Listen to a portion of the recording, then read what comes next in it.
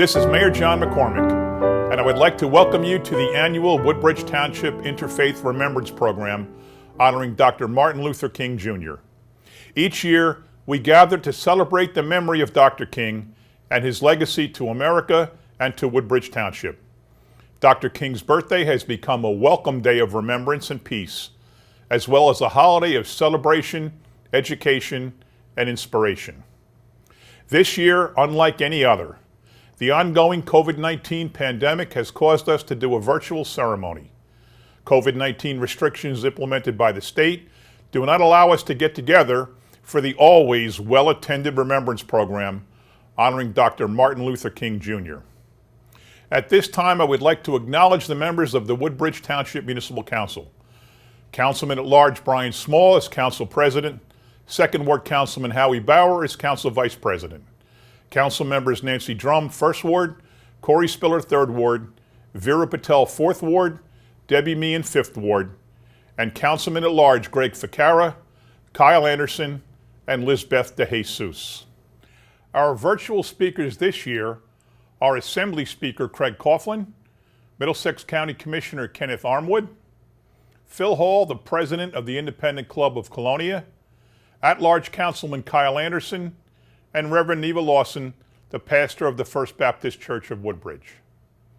Since the COVID-19 pandemic has limited our public gatherings and celebrations, and through the miracle of video editing, this year's virtual remembrance will include the musical offerings performed by the Woodbridge High School National Award-winning choir from prior programs. At this time, I would ask Council President Brian Small to lead us in the Pledge of Allegiance. I pledge allegiance to the flag of the United States of America and to the republic for which it stands, one nation, under God, indivisible, with liberty and justice for all. Thank you, Council President Small. 19th District Assemblyman Craig Coughlin and current Assembly Speaker will be our next presenter. Craig? Thank you, Mayor. It's a pleasure and privilege to be with all of you today as we celebrate the life and contribution of a truly great American, Dr. Martin Luther King. Like you, I suspect I'm eager for the days to come back when we're all able to be together. But it's good that we're doing it virtually because it's so important to remember the life and contributions of Dr. Martin Luther King. Dr. King changed the world, and it's important, especially at this time, to remember that he did it by being peaceful, by being respectful, and by changing hearts and minds. It's something we need to be reminded of as we look to the events of last week in Washington, D.C. It's something we need to think of as we engage in discourse with our fellow citizens. Dr. King recognized that to make meaningful change, we had to do it together. And he did. He did it by the strength of his personality and by the force of his argument. And because of it, we're a better country today. We can't thank Dr. King enough, and we can't honor his memory enough. But we all need to emulate what he did as we move forward to make this township and this state and this nation the great place that we know it is. Thank you all for being part of this today. Thank you for letting me have a couple of minutes of your time. And I look forward very much to next year when we're together to celebrate Dr. King's legacy. Thank you. Thank you, Craig. Before we introduce our next speaker, I'd like to introduce the Woodbridge High School Choir as they perform Lift Every Voice and Sing.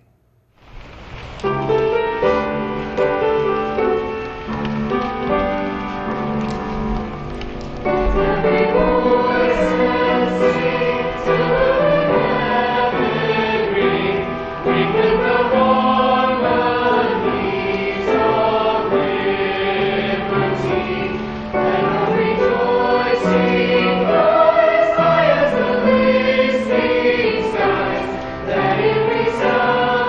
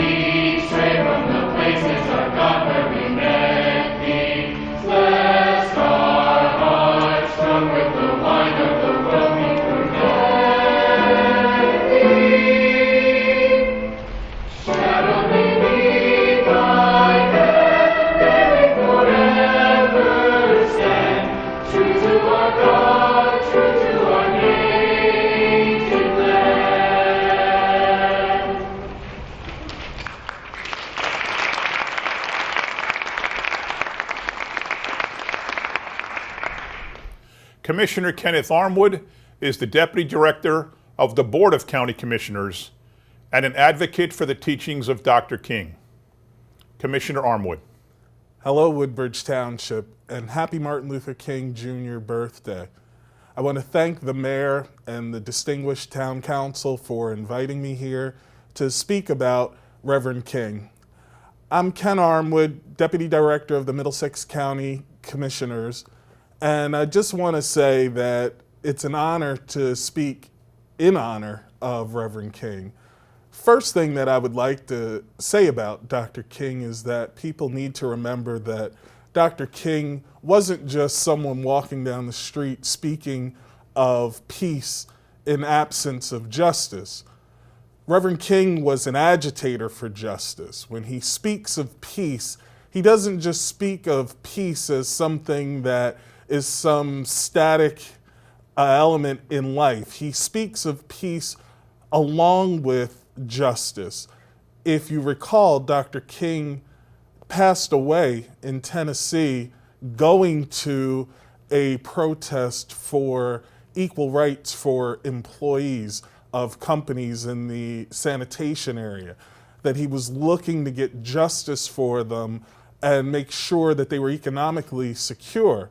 So when people reference Dr. King, let's keep in mind what he actually was there for. He was agitating for peace and for justice. That when he speaks of being judged by the content of your character, he also pairs that with justice, that there must be not just equality but equity, that you're giving communities what they need in order to truly be equal.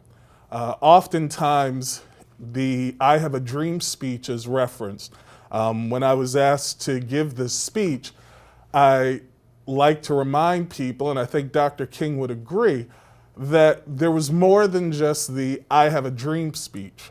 Reverend King gave many speeches throughout his life, but as it was a great speech, people must remember there was more than just the I Have a Dream speech.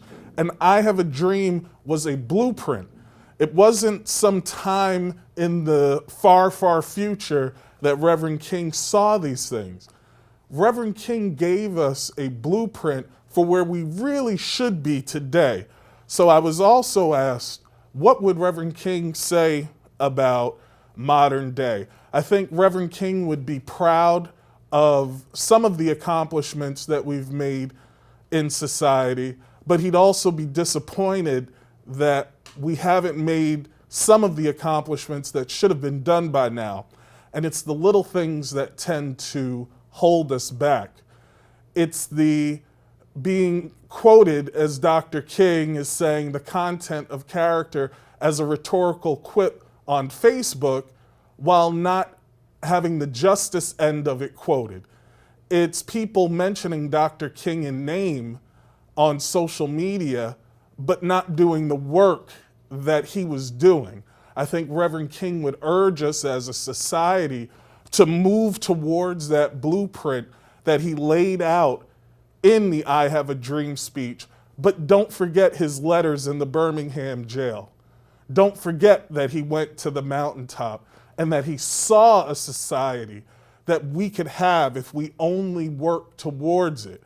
I think he would ask all of us, why are we not working towards that better society? That you can recognize the contributions of a community, and that doesn't take away from the contributions of your community.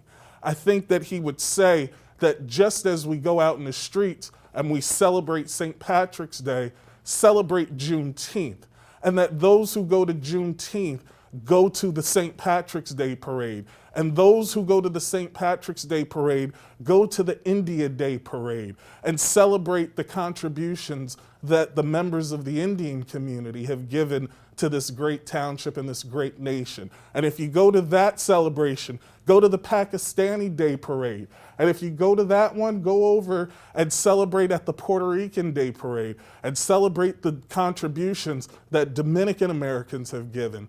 in total, what I'm saying is we're fortunate to live in a society here in Middlesex County that has contributions that we can see on a daily basis from people from all different backgrounds.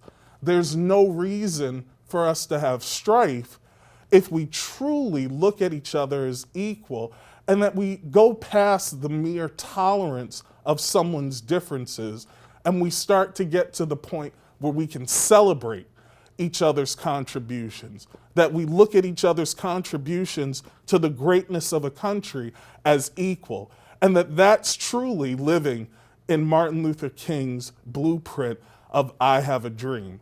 I thank you for giving me this opportunity today to speak in honor of Reverend King. I hope that you'll take some time and dedicate it to service in his memory to try to make our society the great society that it can be.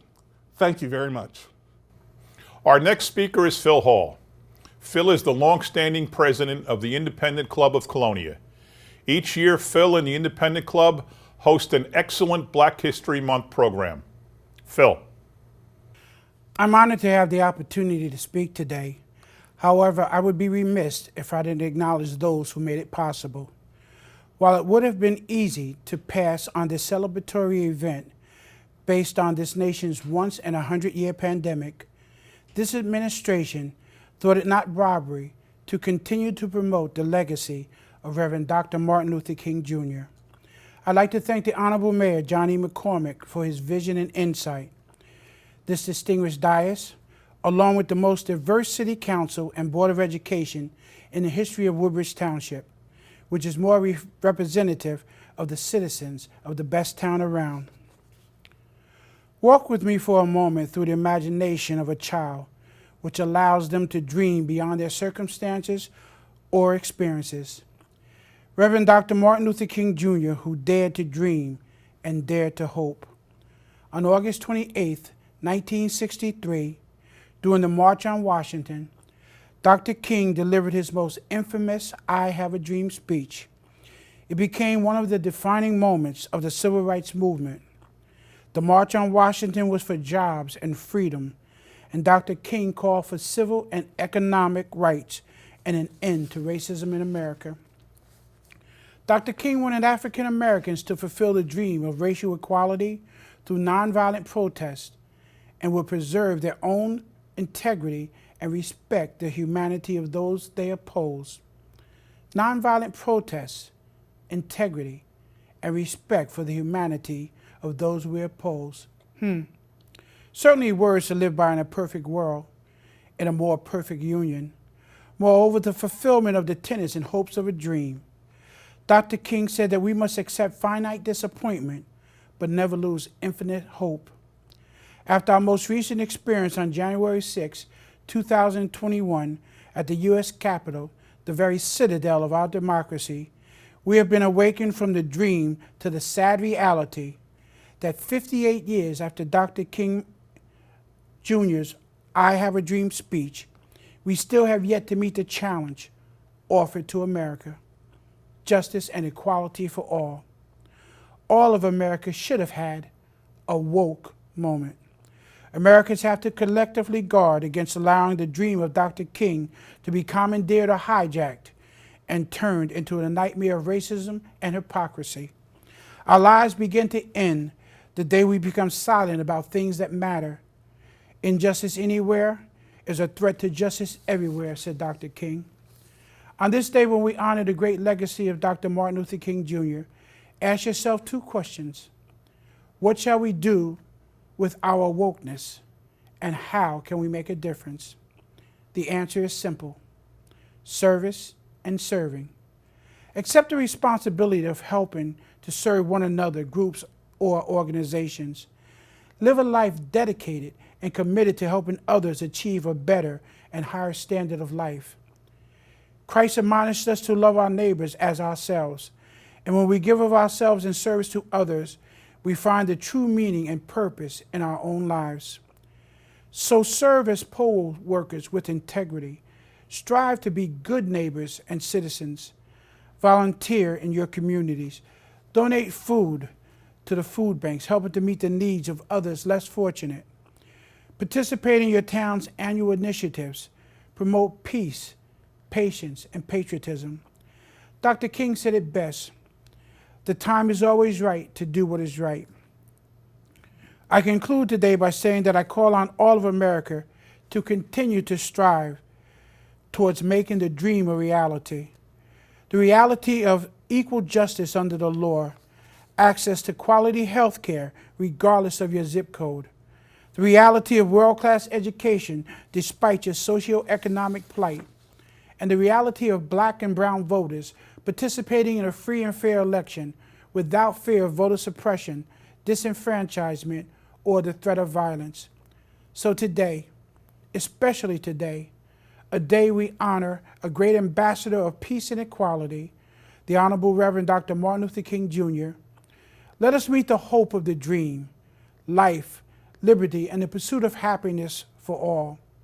Dr. King knew that change wouldn't happen overnight. He also knew that change couldn't happen on its own. But if we join hands and march together towards the promise of justice and equality, we can make the dream a reality in our lifetime. Every year at this time, we have a renewed opportunity to keep the hope of the dream alive and bring it to bear. Don't let the dream fade into the abyss.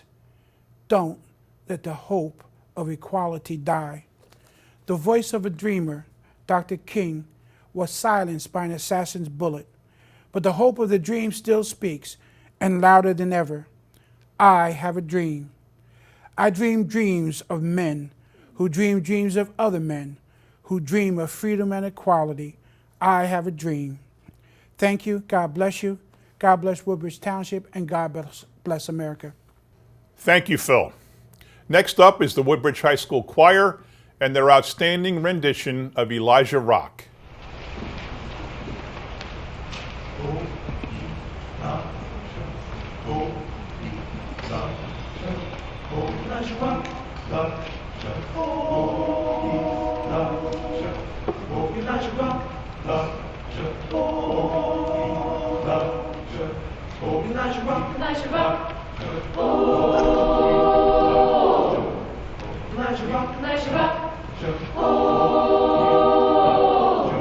Come on, sister, help me to pray. Tell me, my Lord, done pass his way.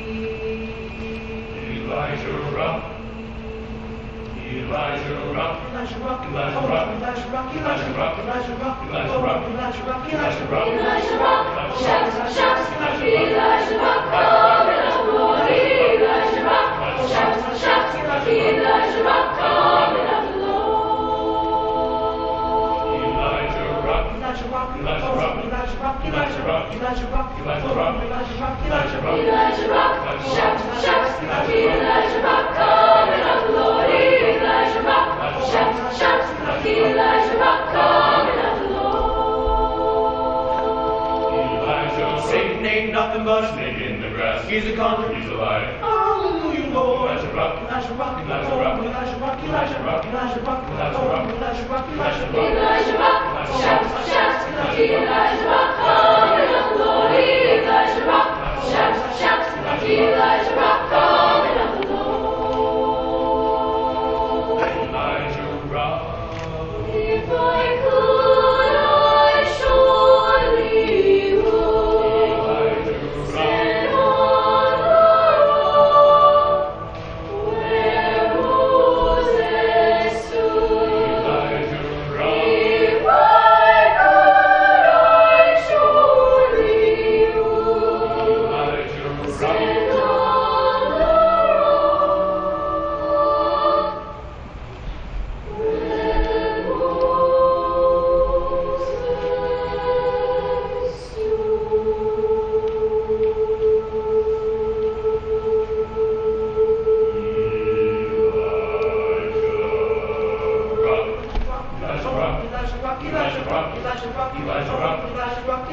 Hallelujah, Jesus. Hallelujah, Jesus. Hallelujah, Jesus. Hallelujah, Jesus. Rock Elijah. Rock Elijah. Rock Elijah. Rock Elijah. Rock Elijah.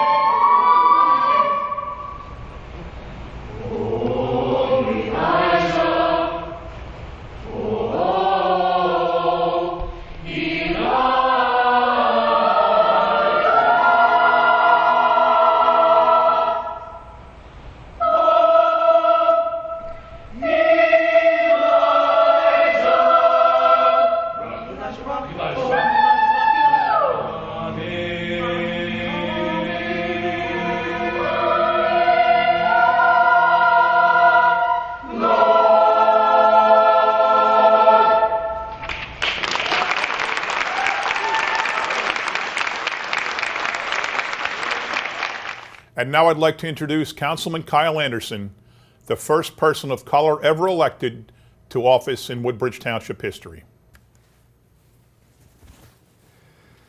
Good day, residents of Woodbridge, and welcome to the 2021 Dr. Martin Luther King Virtual Celebration. My name is Kyle Anderson, and I'm pleased to have a few minutes to share a few words with you today. I find it hard to believe that 10 years ago at this event that I was introduced to the Woodbridge community by Mayor John McCormick as the first minority councilperson in the history of the township.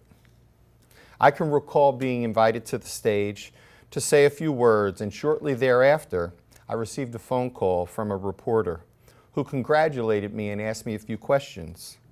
The final question the reporter asked me was, what do I intend to do for the black people of Woodbridge? Well, I made the mistake of answering the question the way it was asked.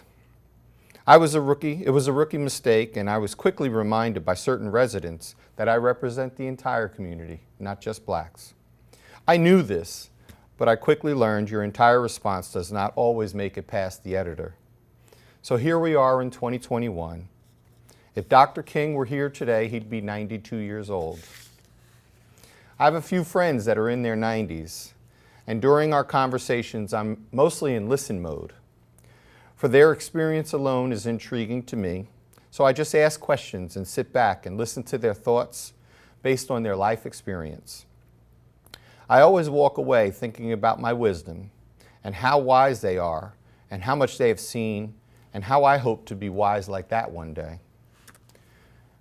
Have you ever been asked if you could have dinner with anybody, who would it be?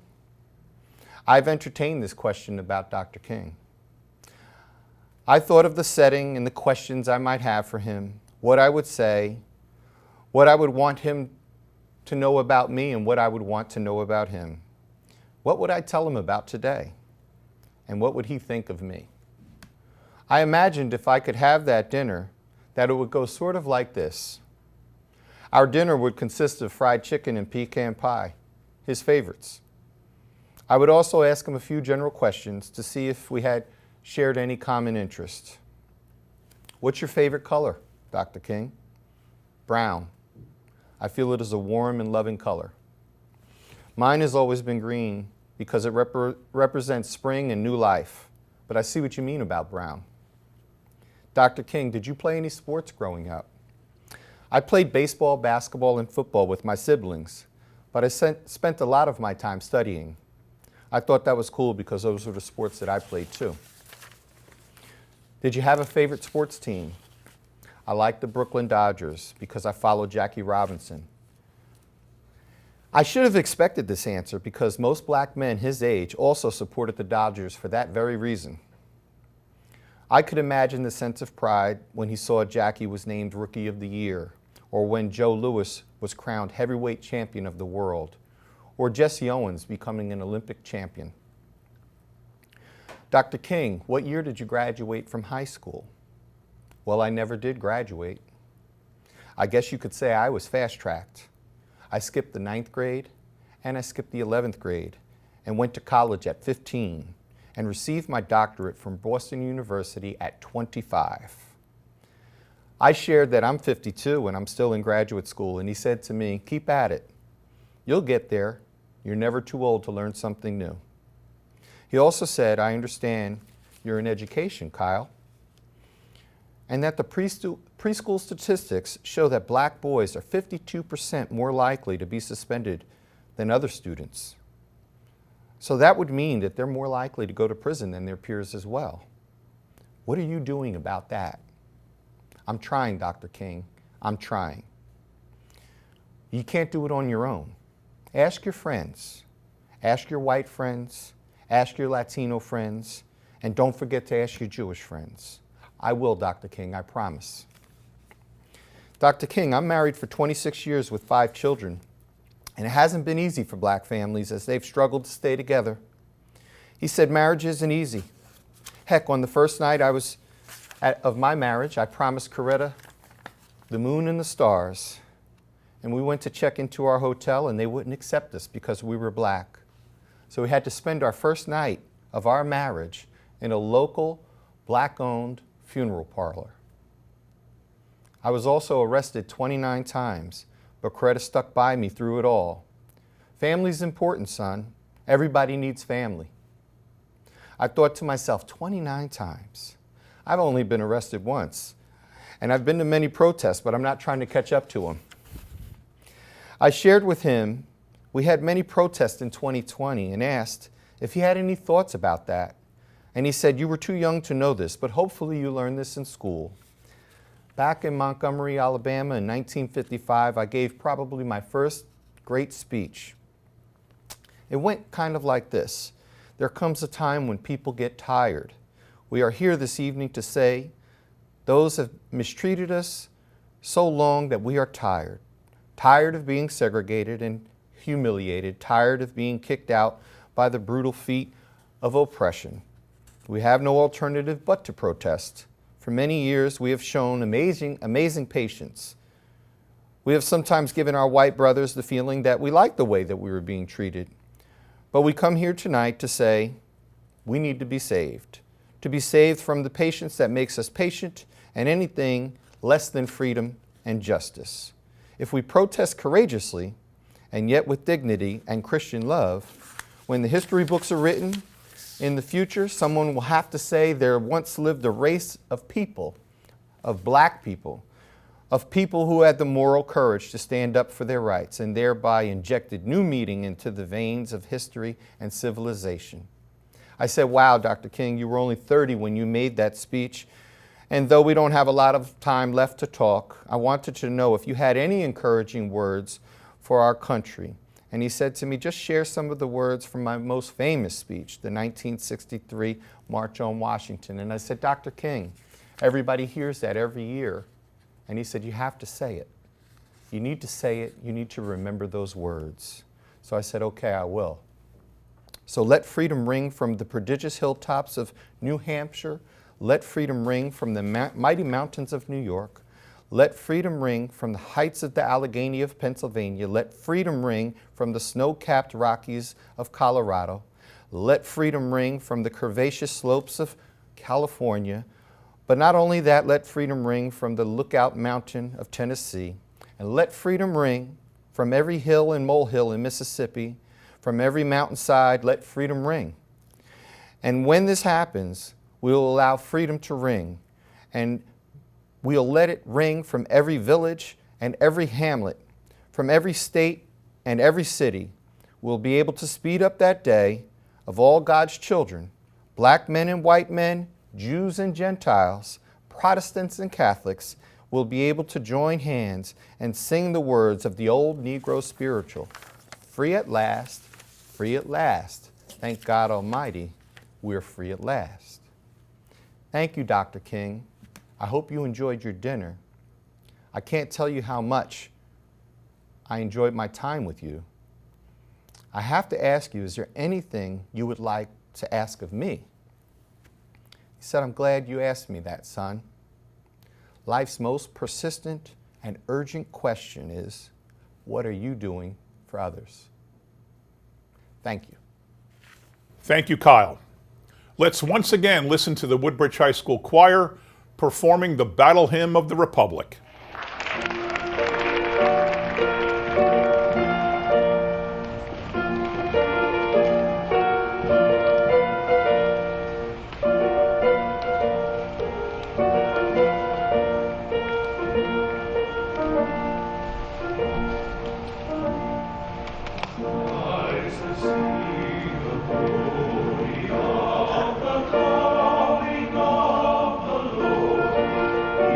Is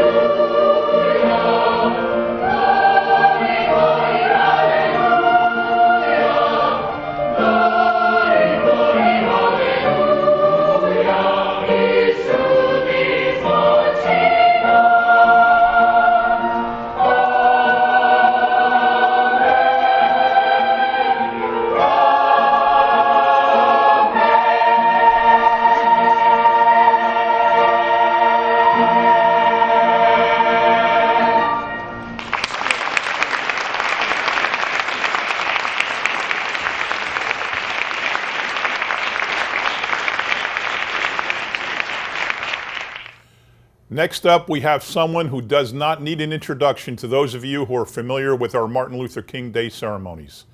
Reverend Neva Lawson is the pastor of the First Baptist Church of Woodbridge and an outstanding public servant. Reverend Lawson. Hello to everyone and Happy New Year. Good to see some friends from way back, and at the same time, I wanted to thank Mayor McCormick for the opportunity to come before you today. I also wanted to just say hi to the entire town council and all the officials of Woodbridge, New Jersey, and of course, the citizens of New Jersey. In 1967, 1 year before the Reverend Dr. Martin Luther King was assassinated, he had just finished writing a book. And the title of that book seems to have been prophetically written for times like today. And the title of that book is, Where Do We Go From Here? Chaos or Community? The premise of that book is captured in his quote. He said, "We are caught in an inescapable network of mutuality, tied in a single garment of destiny. And whatever affects one directly affects all indirectly." And is that not how all of us felt on Wednesday, January the 6th, as hate-filled terrorists attacked the Capitol building of the United States of America, the cradle of our democracy, in an effort to prevent the certification of votes by the citizens of this country? Just watching on TV was so disturbing and so troubling to all of us as we saw this display of vicious, violent, crazed hatred that was all inspired by lies and propaganda. Seeing something like this may have been new to many of you, but I'm here to tell you that to many minorities, we have seen this all too many times, even in our own individual lives. I remember as an 11-year-old being at Fort Campbell, Kentucky. My father was a master sergeant in the military, and me and some of my friends were chased by soldiers who were calling us the N-word. And we ran and we ran, and we were running for our lives because we did not know what they were going to do. And so this is what Dr. King and the other civil rights leaders of his day had to face on a daily basis. Yes, hate hate-filled mobs, unrestrained, could yank someone out of their house and lynch them or beat them to death for no other reason than the color of their skin. Our history book shows that May 31st, 1921, the Tulsa, Oklahoma race massacre, where a whole community of African Americans who were independently working their trades burnt down and destroyed. Hundreds were killed. There are other examples. Rosewood, Florida, 1923. And on August 28th, 1955, a 14-year-old, Emmett Till, visiting from Chicago down south, and he said something that a woman said offended her, and thus they not only lynched him and beat him, but they pulverized him. Many of you have seen marches of the late John Lewis from March 1965 as he led 600 marchers across the Edmund Pettus Bridge in Selma, Alabama, and they faced the most brutal attack from Alabama state troopers. So in Washington, on the same day that the Capitol was attacked, there were 2 pipe bombs that were found at the Democratic and Republican national conferences. You see, beloved, this hatred is unrestrained and it has no boundaries. And that reminded me of that fateful day in September 1963 in Birmingham, Alabama at the 16th Street Baptist Church as members were preparing for Sunday worship service, and 4 little girls were killed, and over 20 adults were injured, and 3 of those girls, 14 years old, and the other one, 11-year-old Denise McNair, they said her body was so destroyed that they could only identify her by a ring that was on her finger. And my point is not to bring up old things. My point is to say that that same spirit of hatred and division is still very active in this country today. The writer James Baldwin stated, "Not everything that is faced can be changed, but nothing can be changed until it is faced." Let me say that again. He said, "Not everything that is faced can be changed, but nothing can be changed until it is faced." So today, let's call it what it is: white supremacy, Nazism, anti-Semitism, white nationalism, the alt-right movement. There are so many people of goodwill, but there is a hardcore group that is threatening to divide this country with the same spirit from 1861, the beginning of the American Civil War. And it broke my heart to see in the halls of Congress someone waving a Confederate flag.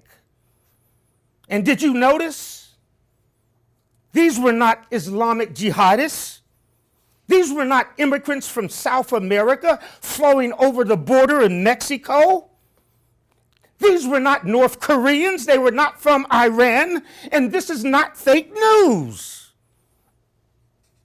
They were Americans, your fellow citizens, some in your family, your co-workers or your neighbors, who somehow have been radicalized, blinded by a false philosophy of hatred and fear, and the belief that we are not created equal, which goes against the Declaration of Independence, one of the founding principles of this nation. For we hold these truths to be self-evident, that all men are created equal, and that they are endowed by their Creator with certain unalienable rights, that among these are life, liberty, and the pursuit of happiness. And so now, since a light has been shined on the beast, What are we going to do about it? And this brings me back to the title of Dr. King's book. Where do we go from here? Chaos or community? Dr. King lays out a framework that could lead to a loving, integrated community where all the members of that community are appreciated. Or we can separate and segregate, and the chaos will continue. Beloved, this is not a national issue. It's also an international issue. The world is watching the United States of America, and I believe that they are hoping that this American experience in democracy can succeed. The reason I say that, I remember about 10 years ago, me and my wife, we were on one of those dinner trips, a trip around Manhattan. And I met a group of ladies there. That's why I say my wife was with me. And they were foreign visitors. And I remember as we went by the Statue of Liberty, they were just looking at the beauty of it, and they were talking about how wonderful the United States is. And I was agreeing with them, but I was telling them everything that shines is not gold. And their response struck me deeply. And they said, Reverend, we know everything is not gold, but if you knew what we had to live under, and if you knew the persecution that we always face, you see, I would give up anything to come and be a citizen of this country. And after she said that, it just made me to dawn with all of our imperfections, how wonderful we have it right here. And so based upon Dr. King's book, where do we go from here? Somebody out there might say, but Reverend, I'm only one person. But I would come back and say, but isn't that where it starts? A poet from North Dakota in the early part of the 20th century wrote a poem. And I'm going to end on this poem because it seems to capture the power of individual action. It starts off like this. It says, drop a pebble in the water, just a splash, and it is gone. But there's 100 ripples circling on and on and on, spreading from the center, flowing on out to the sea. And there is no way of telling where the end is going to be. Drop an unkind word or a lie. In a minute, it is gone. But there's 100 ripples circling on and on and on. They keep spreading from the center as they go. And there is no way to stop them once you've allowed them to flow. Drop a word of cheer and truth, just a flash, and it is gone. But there's 100 ripples circling on and on and on, bearing hope and joy and comfort on each splashing, dashing wave, till you would not believe the volume of the one kind word you gave. Where do we go from here?